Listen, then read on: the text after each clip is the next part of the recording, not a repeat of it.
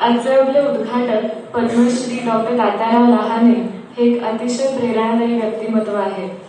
शस्त्रक्रियेतली बुद्धिमत्ता, surgical intelligence आणि माणुसकी असं हे दुर्मिळ एकत्रीकरण आहे. लातूर जिल्ह्यातल्या माकेगाव ह्या लहानशा खेडेगावात जन्मलेल्या सरांनी स्वतःच्या बुद्धिमत्तेच्या आणि कष्टांच्या जोरावर MBBS आणि ऑप्थॅल्मॉलॉजीचं शिक्षण पूर्ण केलं. खेडोपाडी दुर्गम भागात जाऊन अनेक रुग्ण बरे करणं, मेडिकल कॅम्प्स घेणं ह्यासोबतच 1,63,000पेक्षा जास्त नेत्र शस्त्रक्रिया करण्याची वर्ल्ड रेकॉर्ड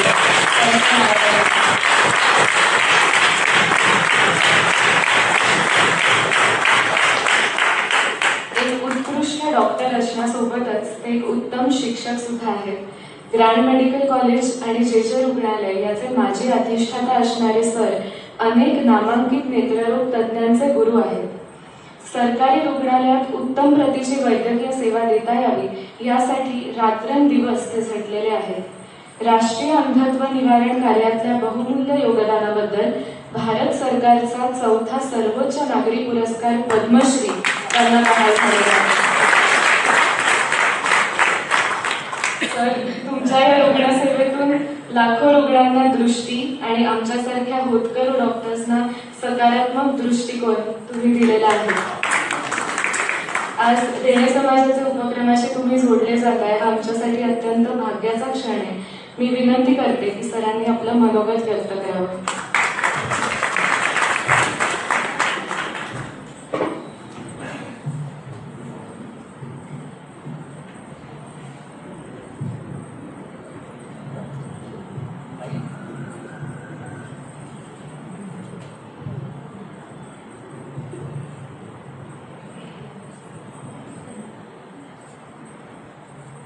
नमस्कार. देणे समाजाचे हा मला फार आवडलेला उपक्रम आहे आणि विनाताई ते गेली 20 वर्षे करत आहे. आणि याचा म्हणजे देणे समाजाचे किती महत्वाचं असतं हे मी गेली 30 वर्षे पाहत आहे. म्हणून दुसऱ्यासाठी जे 20 वर्षे कोणी मेहनत करत असेल तर आपण खरंच विनाताईचं एकदा टाळ्या वाजवून.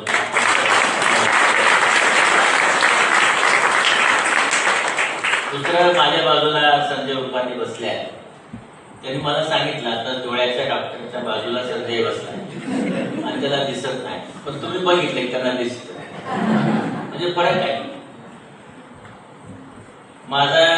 माझे साडू हांगे साहेब इथे आले. शिल्पा म्हणजे मी काल एका कार्यक्रमाला नांदेड सिटीत आलो होतो आणि हा कार्यक्रम वगळावा असं माझ्या डोक्यात चाललं होतं. तर माझी बायको मला म्हणाली ते माझ्या बहिणीने सांगितलं तुला जायचं आहे. आणि तुम्हाला माहिती आहे की बायकोनी सांगितलं समजा गेलं नाही तर पुढे 1 वर्ष तुम्हाला स्वयंपाकघरात सगळं वाचताना दिसत असतं. आणि वाजू नये म्हणून म्हटलं ठीक आहे, कार्यक्रम चांगला आहे, जायला काही हरकत नाही. देणं समाजाचं एक अशी चांगली गोष्ट आहे. तुम्ही आताच ऐकलं की मी एवढे ऑपरेशन केले, त्याचं कारण वेगळं आहे. की त्याचं कारण असं आहे की ज्या भागात आलो आणि नवीन एखादं तंत्रज्ञान शिकलं तर ते तंत्रज्ञान त्यांच्यापर्यंत आपण घेऊन जावं. कारण त्या काळामध्ये ऑपरेशन नंतर 40 दिवस झोपावं लागायचं आणि शेतकरी 40 दिवस झोपला तर शेतातलं सगळंच गडबड व्हायचं. 1996 मध्ये इस्रायलला जाऊन बिना टाक्याचं ऑपरेशन शिकून आलो आणि त्यामुळे मग खेडोपाडी जाऊन बिना टाक्याचं ऑपरेशन करून 7व्या दिवशी शेतकऱ्याने शेतात जावं हे त्याच्या मागचा हेतू होता. पण तुम्ही जसं बघताय की देणं समाजाचं तुम्हाला गाईड करतं तसं सामाजिक काम करण्यासाठी गायडन्स लागतं. तर तो मला फार काही माहित नव्हता. पण जेव्हा बाबा आमटेंच्याकडे जाऊन शस्त्रक्रिया केल्या आणि तेव्हा बाबांच्याकडे बघून मला समजलं की सामाजिक काम कसं करायचं. आणि म्हणून आपला नेहमी एक कुठंतरी एक असा दिवा लागतो, एक आधारस्तंभ लागतो ज्यामुळे आपण दोन्ही गोष्टी करू शकतो. आपल्याला तिथे बघता येतं आणि त्याचा आपल्याला जे काही आहे अडचण प्रकाश आपल्या आयुष्यात मिळत असतो ती म्हणजे विनाताई. त्याच्यामुळे हा जो प्रकाश आहे तुमच्या सगळ्यांना मिळत राहतो. आणि तुम्ही सगळेजण जे खेड्यामध्ये काम करता, शहरामध्ये काम करता, दुसऱ्यासाठी काम करता, हे खूप महत्वाचं आहे. कारण आता सध्याची जी भावना आहे ती दुसऱ्यासाठी काम करण्याची नाहीच आहे. म्हणजे मी आता पाहत चाललो आहे की हळूहळू आपण आता सेल्फ केंद्रित, स्वतःकडे बघतो, आपण स्वतःचा विचार करतो. आणि आता त्याच्यात पुढे पुढे जाऊन फक्त आपण मोबाईलकडे बघतो, म्हणजे आपण कुठेच बघत नाही. अशा याच्यामध्ये दुसऱ्याकडे बघणं फार कठीण असतं. मी तुम्हाला एक उदाहरण सांगतो की दुसऱ्याकडे बघितल्याचे फायदे काय होतात. तर तुम्ही मला उभा बघता इथे, तर मी मुंबईला जायचं कारणच होतं, माझ्या दोन्ही किडनी खराब झाल्या आणि माझी अंजना बाई, आता 16 जुलैला वाढल्या, तर तिने मला 1995 मध्ये किडनी दिली. 30 वर्षे झाली. आणि किडनी देताना ते असं म्हटली की दोन्ही किडनी घे, पण माझं लेकरू जगलं जायचं. आणि तो माझ्या जीवनातला टर्निंग पॉइंट राहिला. आणि मग तेव्हा मला डॉक्टरने सांगितलं होतं 1 वर्षाने तुम्ही म्हणणार LIC काढा. मी काढली पण होती. ते LIC काढल्यानंतर मला ती 25 वर्षांनी मिळाली, मुलीचं लग्न झालं, पैसे मिळाले, पण 30 वर्ष मी जिवंत आहे ना. म्हणजे विज्ञानाने आपण जर पाहिलं, ॲव्हरेज लाईफ किडनी ट्रान्सप्लांट नंतर 18-19 वर्ष आहे. मी 30 वर्ष जिवंत आहे, आजही 12 तास काम करतो. का? त्याचं कारण आहे, मी 50 लाख पेशंट पाहिले, 2,05,000 स्वतः आणि चेमुनी मिळून 4.5 लाख लोकांचे ऑपरेशन केले आहे मोफत. की प्रत्येक माणूस ज्यांच्या उपयोगाला मी पडलो, तो माणूस जाताना आशीर्वाद देऊन जातो. आणि तुम्ही विज्ञान म्हणत असाल, पण विज्ञानाच्या पलीकडे विज्ञान सांगतं 17-18 वर्ष जगणार, मी पुढचे 12 वर्ष कसा जगलो, तर हे पुढे जगलो आशीर्वादामुळे. हे जे सगळ्या रुग्णांचे आशीर्वाद आहेत त्याच्यामुळे मी जगलो. आणि म्हणून बऱ्याचशा गोष्टी दिसत नसतात तर ते आहेत आशीर्वाद. म्हणून जर तुम्ही दुसऱ्याला दिलं तर तुम्हाला ते देताना तुमच्या जवळचे पैसे कमी होतात, पण जेवढं दिलं तेवढं आयुष्य वाढतं, हे लक्षात ठेवा. आणि म्हणून आपल्याला जे आशीर्वाद घ्यायचे आहेत, कारण शेतकरी तुम्ही पाहिलं की शेतकरी खूप वर्ष जगायचे, कारण त्यांनी खळं केलं की 12 बलुतेदाराला वाटून टाकायचं आणि त्यामुळे त्यांना जीवन चांगलं मिळत. तर तसं आपण आपल्या याच्यातला थोडासा वाटा, थोडा समजा दिला नाही, काय फरक पडतो. आपण मार्केटमध्ये जाऊन एक 5,000 रुपयाचा चप्पल घेतो, शेवटी तो पायातच घालायचा ना. त्याचा फोटो कुणी काढणार आहे का? नाही. तो 2,000चा घ्या, 3,000 एखाद्या संस्थेला द्या.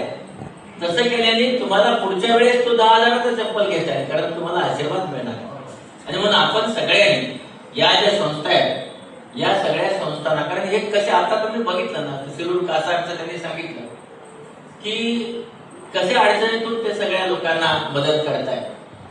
खरं म्हणजे की निवारा या संस्थेत आपण उभे आहोत. आणि इथं सगळ्या वृद्धांना, म्हणजे आपण म्हणून आजी आजोबांना सांभाळलं जातं. कुलकर्णी सर पुढे बसले आहे, याचं मला फार वाईट वाटतं की अशी संस्था भारतामध्ये का काढावी लागली. अमेरिकेत काढायला लागली ठीक आहे, पण ज्या आई वडिलांनी आपला जन्म दिला, ज्यांनी आपण ज्या दिवशी जन्मलो त्या दिवशी आपली सीद उचली, आपल्याला सगळं मोठं केलं, जागले, आणि त्याच्यानंतर आपण त्या वडिलांना एका वृद्धाश्रमामध्ये ठेवतो, ही भारतीय संस्कृती नाही. आपण सगळ्यांनी, आपला सांगतो, मी मोठं व्हायचं कारण आहे माझे आई आणि वडील शिकलेले नाही, पण त्यांनी मला शिकवलं, त्यांनी मला मोठं केलं. आणि म्हणून माझ्यासाठी काही पंढरी असेल तर माझे आई आणि वडील ही पंढरी आहे. मी गेल्या 30 वर्षात प्रत्येक महिन्याला एकदा तरी माझ्या आई वडिलांच्याकडे जाऊन 1 दिवस राहतो, आणि 1 दिवस राहून दुसऱ्या दिवशी येतो. आता ते दोघेही नाही आहेत, पण आई वडील याच्यापेक्षा या जगात फार मोठं कोणीच नाही. म्हणून आपण सगळ्यांनी आपल्या आई वडिलांवर प्रेम केलं पाहिजे, आणि हे केल्याने आपण आपल्या जीवनामध्ये यशस्वी होणार. पण आता काय झालंय, आपण सगळ्यांनी न्यूक्लिअर फॅमिली सुरू केली. म्हणजे लग्न करायचंय तर तू आई वडिलांच्या बरोबर राहू नको. आणि न्यूक्लिअर फॅमिली जर आपण विज्ञान बघितलं, आपल्या शरीरातले जे पेशी आहेत, पेशी या पेशीच्या मध्यभागी न्यूक्लियस असतो, त्याच्या बाजूला सायटोप्लाझम असतो, त्याच्या बाजूला असतो सेल वॉल. बाबांनो त्या न्यूक्लियसला सायटोप्लाझम खाऊ घालत असतो. सायटोप्लाझम म्हणजे आई आहे, सेल वॉल म्हणजे बाप आहे. जर आपल्या पेशीच आई बापासोबत आहे तर तुम्ही न्यूक्लियसच्या मागे का लागलाय? कारण न्यूक्लियस जगू शकत नाही त्याच्या आई वडिलांच्या शिवाय. म्हणून आपण आपल्या आई वडिलांवर प्रेम केलंच पाहिजे असं माझं मत. आणि कमीत कमी ह्या जे काही आपण निवाडा वगैरे करतो त्याची कमीत कमी गरज भारत देशात तरी कमी झाली पाहिजे. आज मी बघतो की मी एक संस्था अंजनाबाई लहानेच्या नावाने मुरुड जंजिऱ्याला सुरू केली. कुठली सुरू केली? कारण मी डायलिसिसवर होतो. तर मग माझ्या आईने जे माझं डायलिसिस बंद केलं म्हणून मी तिथे 19 मध्ये संस्था सुरू केली. 2 डायलिसिस मशीन घेतल्या, तिथं आज 10 डायलिसिस मशीन आहेत. दर महिन्याला 450 डायलिसिस मी मोफत करतो. ज्या दिवशी सुरू केली, जसं तुम्ही आता ऐकलं, तर पहिले 3 वर्षे माझ्या पगारातनं ती मी चालवली. कुठूनही मला पैसे मिळत नव्हते. आणि त्या काळात तुम्हाला माहिती आहे की आपला हे CSR मिळण्यासाठी बऱ्याच गोष्टी लागतात. ETGचं सर्टिफिकेट लागतं, त्याला 3 वर्ष लागतात. 12Aचं सर्टिफिकेट लागतं, त्याला 3 वर्ष लागतात. आणि आता त्याच्यानंतर सरकारचं एक सर्टिफिकेट लागतं. गव्हर्नमेंट ऑफ इंडियाचं कॉर्पोरेट रिस्पॉन्सिबिलिटीचं एक ऑफिस आहे, तिथं द्यावं लागतं. आणि तिथं हे 2 सर्टिफिकेट आपण जेव्हा देऊ तेव्हा आपला CSR घ्यायचं परवानगीचं सर्टिफिकेट मिळते. हे मिळाल्यानंतर जे कोणी आपला CSR देतील त्यांना त्यांच्या इन्कम टॅक्स मधून सूट मिळेल. म्हणून हे प्रमाणपत्र आपलं मिळवून घेतल्यानंतर, तर हे प्रमाणपत्र मला 1-2 दिवसापूर्वी मिळालं, 5 वर्षांपूर्वी. पण मी ती संस्था चालवतो आणि चालवत असताना मला माहिती आहे, जसं विनाताई म्हटल्या की अडचणी जरूर येतात. पण तुम्हाला सांगतो देणगीदार तसेच असतात. मी आदरणीय सुधामूर्तीजींना एक पत्र लिहिलं, ईमेल. कसं लिहिलं पत्र? मला माझे जे सगळे लोक आहेत जे मुरुड जंजिऱ्यात काम करतात त्यांनी सांगितलं की डॉक्टर आता 30 लाख रुपये नाही मिळाले, ते संस्था बंद करावी लागेल. मला बघूया काय करता येईल ते. आणि मग महालेखी सुधामूर्तीच्या ट्रस्टला पत्र लिहा, ईमेल केला. ते माझे दुप्पट पैसे मागा म्हणजे अडचणी. तर हे काही ठीक आहे मला, पण मला इतके मागायचे योग्य नाही. पण मला नाही, मागाच तुम्ही. कधी कधी आपणही चुका करतो. आणि मग मी 65 लाख रुपये मागितले. दुसऱ्या दिवशी सकाळी मला त्यांचा फोन आला, डॉक्टर 65 लाख रुपये तुमच्या खात्यात जमा झाले. देणाऱ्यांचा हात फार मोठा आहे. आणि 65 लाख रुपये मला मुक्ती फाउंडेशनने दिले. मला तेवढी गरज नव्हती, पण दिले त्यांनी. आणि म्हणून आपण त्या का मोठ्या आहेत? कारण मोठा विचार करतो. आपण का लहान आहे? कारण आपण लहान विचार करतो. म्हणून खिशात पैसे नसले तरी मोठा विचार करा, नक्की मोठे व्हा. म्हणून आपण आता या संस्थांना भेटताय, त्यांना देणं का गरजेचं ते सांगतो. कारण ही इतकी लहान लहान माणसं आहेत, पण त्या भागामध्ये ज्यांना अडीअडचणी आहेत त्या अडीअडचणीवर कुंकर घालण्याचे हे काम करत असतात. आणि म्हणून आपण जर ही कुंकर आपणही घातली, जाऊन स्वतः आपला करणं शक्य नाही ना, हस्ते परास्ते करा. म्हणजे आपल्याला शक्य नाही ना, मग आपण काहीतरी त्यांना मदत करा. असं नाही की तुम्ही तर सांगितलं ना किंवा ब्युटी पार्लरला न जाता काही 400 रुपये वाचले ते आपण देतो. असं काही नाही की फार दिले पाहिजे म्हणजे लाखात दान द्यावं असं माझं मत नाही. माझं असं मत आहे की आपल्या कमाईमधला थोडा हिस्सा, तुला सांगतो की गेली 30 वर्ष मी माझ्या कमाईमधला 20 ते 25% हिस्सा आणि मुलांना शिकवायला देत होतो. त्यानंतर आता मी ट्रस्टला देतो. दर महिन्यात देतो. असं काही एक दिवशी देतो असं नाही. 30 वर्ष झालं, काही कमी पडत नाही. म्हणजे अडचणी कधी येत नाही. आणि जेव्हा अडचणी आल्या तेव्हा असे काही पाहुणे मित्र आहेत. परवा एक अडचण आली होती, मी फोन केला माझ्या 2-3 मित्रांना, म्हणलं मला 2-3 कोटी पाहिजे, घेऊन जा. का दिले? कारण आपली नियत चांगली आहे. त्यामुळे आपण चांगली नियत असेल तर आपण यशस्वी होऊ शकतो. पण आपल्याकडे कसं झालंय, आपण द्यायला, आपण म्हणतो ना की द्यायला शिकलं पाहिजे. आपण द्यायला शिकलोच नाही. प्रत्येक गोष्टीमध्ये आपण घ्यायला शिकलो आणि मग यामुळे आपण गरीब होत चाललो. आपण सगळ्यांनी छोट्या छोट्या गोष्टी जाऊन भेटा. निखळ आनंद आहे. म्हणजे आपलं दुसऱ्याचं काम बघण्यात, ते चांगलं आहे म्हणण्यात काही अवघड नाही. मी आता आनंदवनला काम करतो. मी प्रकाशकडे गेली 20 वर्ष काम करतो. आदिवासी लोक आहे. मी मेळघाटमध्ये काम करतो, नंदुरबारला करतो. त्यांना आपली भाषा काही कळत नाही. आजही त्यांना माझं डॉक्टर लहाने हे नाव माहीत नाही. ते म्हणतात बंबई का डॉक्टर आ गया है. पण त्याचा त्यांच्यावर असा जबरदस्त विश्वास. म्हणजे पहिलं शिबिर जेव्हा मी मेळघाटला घेतलं तेव्हा फक्त 60 पेशंट ऑपरेट झाले. पण आता जेव्हा मी शिबिर घेतो दरवर्षी तेव्हा 1000 पेशंट ऑपरेट होतो. का? विश्वास आहे त्यांचा. विश्वासामुळे येतात. आणि म्हणून आपण जर त्यांच्या विश्वासात पात्र झालो तर लोक आपल्याकडे येतात. म्हणून समाजाचं देणं लागतो. कधी करतो मी हे? सॅटर्डे आणि संडे, सेकंड आणि फोर्थला सुट्टी असते. मी 2 दिवस कुठल्या तरी एका भागामध्ये जाऊन गरिबाची सेवा करत असतो. यासाठी पैसे मिळतातच का? 2008 पर्यंत मिळत नव्हते. जेव्हा मी पद्मश्री झालो त्याच्यानंतर मला जायचे पैसे मिळतात, यायचे पैसे मिळतात, मला राहायचे पैसे मिळतात, सगळं मिळतं. का? कारण समाजाला माहित झालं मी काहीतरी काम करतो. आणि म्हणून हे विनाताई तुमचं काम करतात की हे काम करताय ते तुमच्या समोर आणणं हे फार कठीण असतं.